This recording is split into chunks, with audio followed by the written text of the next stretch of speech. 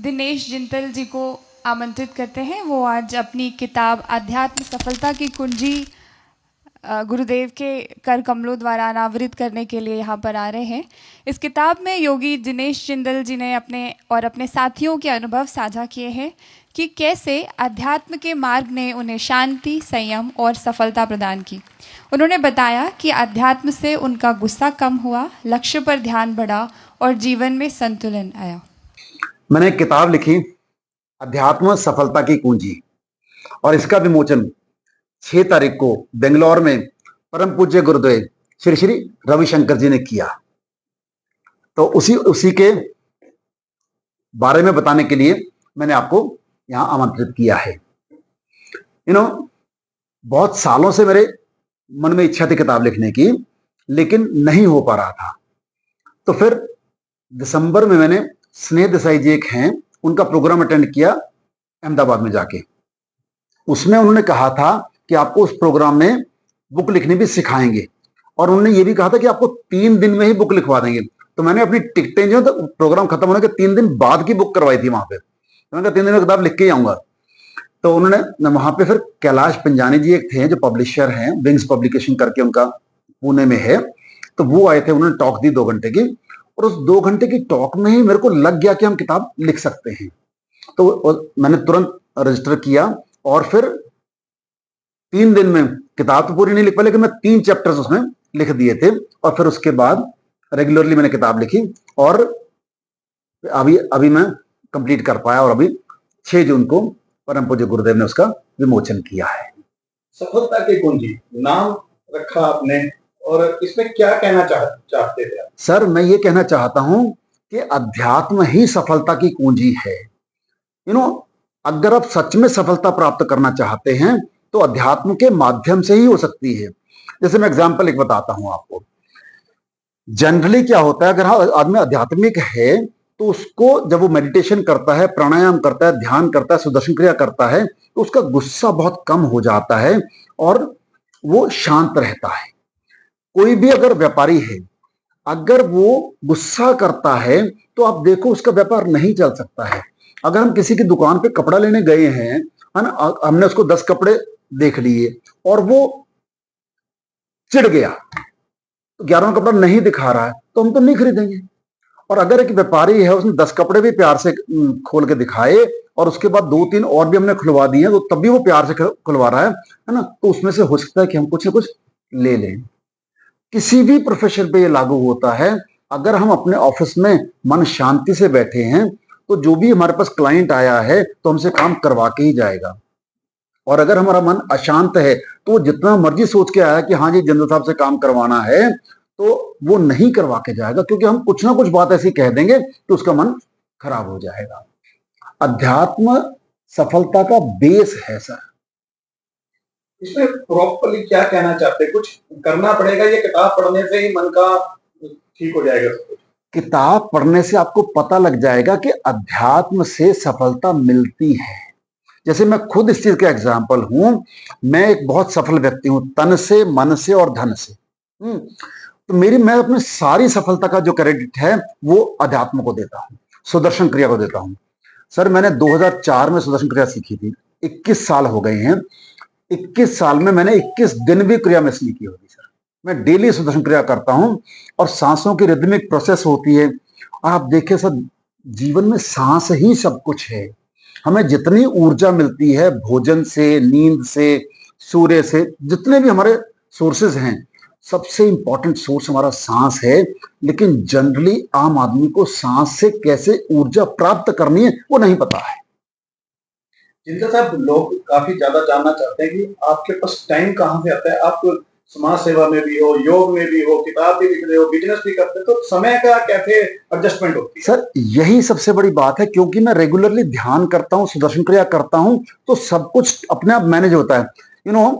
परम पूज्य गुरुदेव कहते हैं time management is not time manage, it is mind management.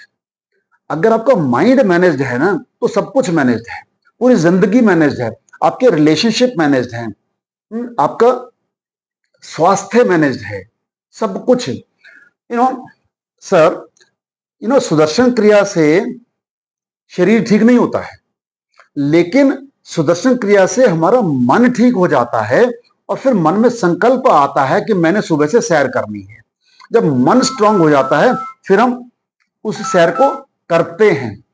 आमतौर पे क्या होता है कि संकल्प तो बहुत लोग लेते हैं, जैसे 31 दिसंबर को बहुत कल से जो है 1 जनवरी से मैंने संकल्प लिया कि इस साल मैं करूंगा, लेकिन होता क्या है कि 10 जनवरी आते आते ही संकल्प खत्म हो जाता है। लेकिन जब हमारा मन स्ट्रांग होता है, माइंड स्ट्रांग होता है, तो हमारा जो संकल्प शक्ति है वो बढ़ जाती है, फिर हम जो भी संकल्प लेते हैं उसको पूरा करते हैं। अगर हमने सोचा है कि सैर करनी है तो हम सैर करते हैं। जैसे मैं सर सुबह डेली ग्राउंड में कम से कम 2 घंटे लगाता हूं। उसमें हमारे मेरे कोच साहब हैं, वो बताते हैं क्या करना है। 3 दिन मैं वॉक रेस करता हूं और 2 दिन मैं जिम करता हूं। तो सर आप कुछ दिन पहले आपने आंखों पे पट्टी बांध के योग के बारे में काफी जानकारी दी थी, तो उसका क्या रिस्पॉन्स क्या आया आपके पास? सर उसका रिस्पॉन्स ये आया कि एक तो मेरे को खुद को बहुत ज्यादा डीप अनुभव हुए। अब ये इसका ना हमको एक्सप्लेनेशन करना बड़ा मुश्किल होता है कि गहरे अनुभव में क्या हुआ। अच्छा, उसका रिजल्ट बताता हूं मैं आपको। मेरे को इच्छा थी, मैं पिछले 2-3 साल से ना रियल एस्टेट में भी काम करना शुरू कर रहा हूं, तो मेरे को इच्छा थी कॉलोनी वगैरह काटने की। तो मैंने, हमारे मित्र हैं, अनुभव जी मित्र हैं, शैंकी जो है मित्र हैं, हमने उनसे कई बार अप्रोच किया कि भाई जो नेक्स्ट कॉलोनी काटो तो मेरे को भी साथ में ले लेना, है ना। लेकिन कुछ ना कुछ करके नहीं बन रहा था। आपको मैं बताऊं, अनुष्ठान से उठते ही सुशील बिंदल जी हैं, उनसे पहले से भी काफी चर्चा चल रही थी, उनसे मैंने एक प्लॉट लिया था पहले। अनुष्ठान से उठते ही हमारी जो डिस्कशन हुई, जो 2-4 मीटिंग्स हुई, उसमें तुरंत हमने एक कॉलोनी में पार्टनरशिप कर ली और हम करधान में 30 एकड़ में एक कॉलोनी काट रहे हैं। मतलब कम से कम 200 करोड़ का वो प्रोजेक्ट है और इतना बड़ा प्रोजेक्ट मेरे लिए पहला है। तो अध्यात्म से सभी तरह की सफलता मिलती है ना, तन की भी, मन की भी और धन की भी। अब ये बुक्स अगर कोई लेना चाहता है, क्योंकि खबर लगातार ब्रॉडकास्ट होगी, अब और बुक्स के बारे में लोग जानना चाहेंगे, तो कैसे मिल पाएगी? सर एक तो हमने अमेजोन से मिल जाएगी, उसमें लिखेंगे अध्यात्म सफलता की कुंजी या फिर योगी दिनेश जी, तो वहां से मिल जाएगी, है ना। दूसरा, हमारे ऑफिस से ले सकते हैं। ये इसका प्राइस हमने रखा है 499 रुपए, लेकिन अब इनिशियली हम 60% डिस्काउंट दे रहे हैं, यानी कि 199 रुपए में दे रहे हैं, है ना। क्योंकि मैं भी चाहता हूं कि अंबाला के लोग पढ़ें इस किताब को और जाने की अध्यात्म क्या है, और फिर उसके बाद जो आध्यात्मिक प्रोग्राम है, इससे हमें पता लगेगा कि अध्यात्म से सफलता मिलती है, लेकिन अध्यात्म करने से ही सफलता मिलेगी। मतलब सिर्फ किताब को पढ़ने से हमें, फिर उसके बाद हमारे साथ मिलकर वो, जैसे आर्ट ऑफ लिविंग का प्रोग्राम है वो कर सकते हैं।